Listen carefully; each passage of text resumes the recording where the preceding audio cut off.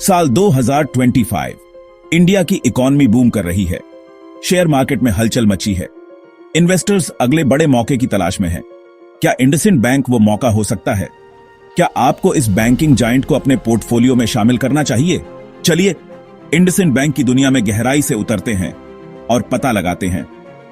IndusInd bank ने Indian banking sector में अपनी अलग पहचान बनाई है। ये अपने इनोवेटिव प्रोडक्ट्स और कस्टमर सेंट्रिक अप्रोच के लिए जाना जाता है। लेकिन पुराना परफॉर्मेंस हमेशा फ्यूचर रिजल्ट्स का संकेत नहीं देता। हमें एक सही इन्वेस्टमेंट डिसीजन लेने के लिए बैंक की अभी की स्थिति और फ्यूचर प्रोस्पेक्ट्स को एनालाइज करना होगा। ये एनालिसिस आपको शेयर मार्केट इन्वेस्टिंग की एक्साइटिंग लेकिन अक्सर अनप्रिडिक्टेबल दुनिया को कॉन्फिडेंटली नेविगेट करने का नॉलेज देगा। याद रखें, नॉलेज ही पावर है, खासकर जब बात आपकी मेहनत की कमाई की हो।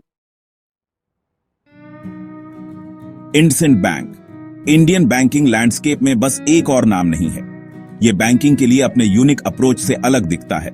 1984 में स्थापित ये तेजी से इंडस्ट्री में एक सिग्निफिकेंट प्लेयर बन गया है। बैंक अलग अलग क्लाइंट्स को सेवाएं देता है।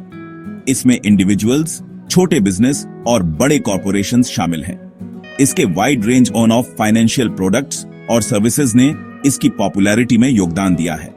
इंडसइंड बैंक ने इनोवेशन के लिए एक रेपुटेशन बनाई है।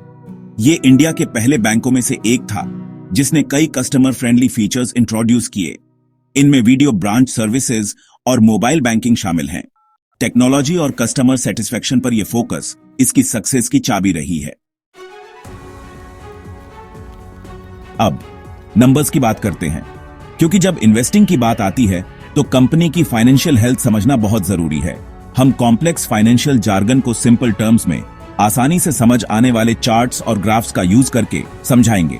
हम की फाइनेंशियल मैट्रिक्स में जाएंगे। इनमें शामिल है रेवेन्यू। ये हमें बताता है कि बैंक ने अपने ऑन ऑपरेशन से कितनी टोटल इनकम जनरेट की है। नेट प्रॉफिट, ये बैंक का प्रॉफिट है, सारे एक्सपेंसेस रेवेन्यू में से माइनस करने के बाद। ईपीएस या अर्निंग्स पर शेयर, ये बैंक के प्रॉफिट का वो हिस्सा दिखाता है जो हर आउटस्टैंडिंग शेयर को दिया जाता है। पीआई रेशियो या प्राइस टू अर्निंग्स रेशियो, ये मैट्रिक हमें यह पता लगाने में मदद करता है कि बैंक का स्टॉक ओवरवैल्यूड है या अंडरवैल्यूड। पीबी रेशियो या प्राइस टू बुक रेशियो, ये बैंक की मार्केट वैल्यूएशन को उसकी बुक वैल्यू के हिसाब से मेजर करता है। आरओई या रिटर्न ऑन इक्विटी, ये दिखाता है कि बैंक अपने इक्विटी का कितना एफिशिएंटली इस्तेमाल प्रॉफिट जनरेट करने के लिए कर रहा है। डेट टू इक्विटी रेशियो, ये बैंक के फाइनेंशियल लेवरेज को मेजर करता है, जो ये दिखाता है कि वो कितना डेट फाइनेंसिंग पर निर्भर है। एनपीए लेवल्स या नॉन परफॉर्मिंग एसेट्स, ये मेट्रिक बैंक के लोन पोर्टफोलियो की क्वालिटी और उसके रिस्क एक्सपोजर को दर्शाता है। इन फाइनेंशियल मेट्रिक्स को एनालाइज करके हम इंडसइंड बैंक के परफॉर्मेंस और उसके फ्यूचर ग्रोथ के पोटेंशियल के बारे में वैल्यूएबल इंसाइट्स हासिल कर सकते हैं।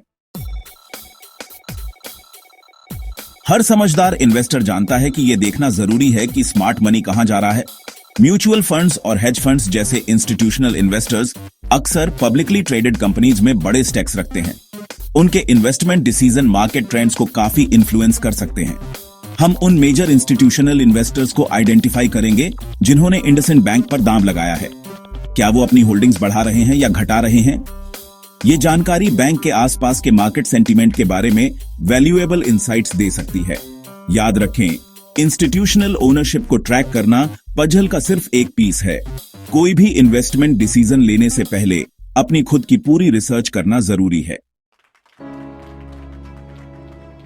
डिजिटल वेव पर सवार इंडसइंड बैंक का टेक्नोलॉजिकल लीप। आज के तेजी से बदलते फाइनेंशियल लैंडस्केप में टेक्नोलॉजी किंग है। इंडसइंड बैंक इसे समझता है। बैंक कस्टमर एक्सपीरियंस को बेहतर बनाने और अपने ऑपरेशंस को स्ट्रीमलाइन करने के लिए डिजिटल बैंकिंग सॉल्यूशंस में जमकर इन्वेस्ट कर रहा है। मोबाइल बैंकिंग एप्स से लेकर ऑनलाइन अकाउंट ओपनिंग तक इंडसइंड बैंक आगे रहने के लिए टेक्नोलॉजी का इस्तेमाल कर रहा है।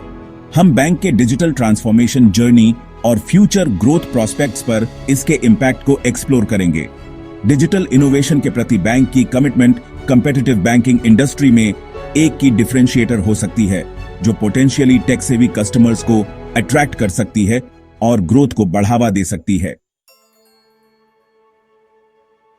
सरकार का हाथ इंडसइंड बैंक के फ्यूचर को शेप करने वाली policies.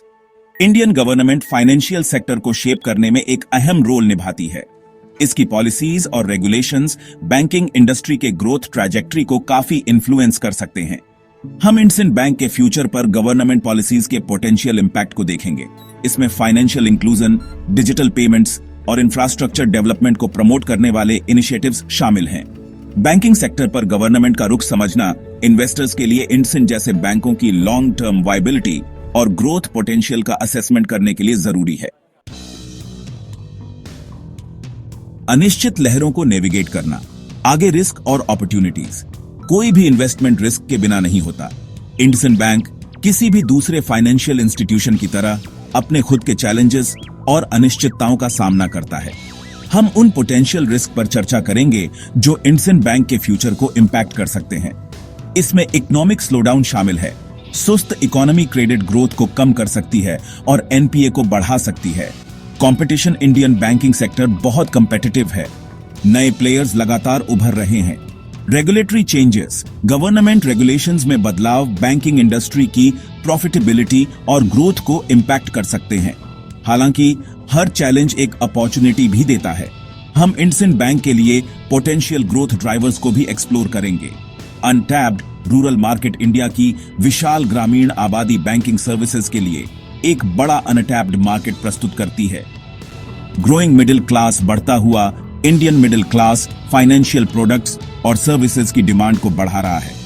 Digital banking boom, digital banking का बढ़ता हुआ चलन इंडसइंड जैसे बैंकों के लिए बहुत बड़ा ग्रोथ अपॉर्चुनिटी देता है। रिस्क और अपॉर्चुनिटीज दोनों पर ध्यान से विचार करके इन्वेस्टर्स ज्यादा इन्फॉर्म्ड डिसीजन ले सकते हैं। 2025 में इंडसइंड बैंक एक कैलकुलेटेड प्रेडिक्शन। फ्यूचर प्रेडिक्ट करना एक मुश्किल काम है, खासकर फाइनेंस की अस्थिर दुनिया में। हालांकि historical trends, current financial health और फ्यूचर ग्रोथ प्रोस्पेक्ट्स को एनालाइज करके हम इंडसइंड बैंक के पोटेंशियल ट्रैजेक्टरी के बारे में कुछ अनुमान लगा सकते हैं। हमारे एनालिसिस के आधार पर हम उम्मीद करते हैं कि इंडसइंड बैंक आने वाले सालों में अपनी ग्रोथ मोमेंटम को जारी रखेगा, जो इसके strong retail franchise, expanding digital footprint और एफिशिएंसी पर फोकस से प्रेरित होगा।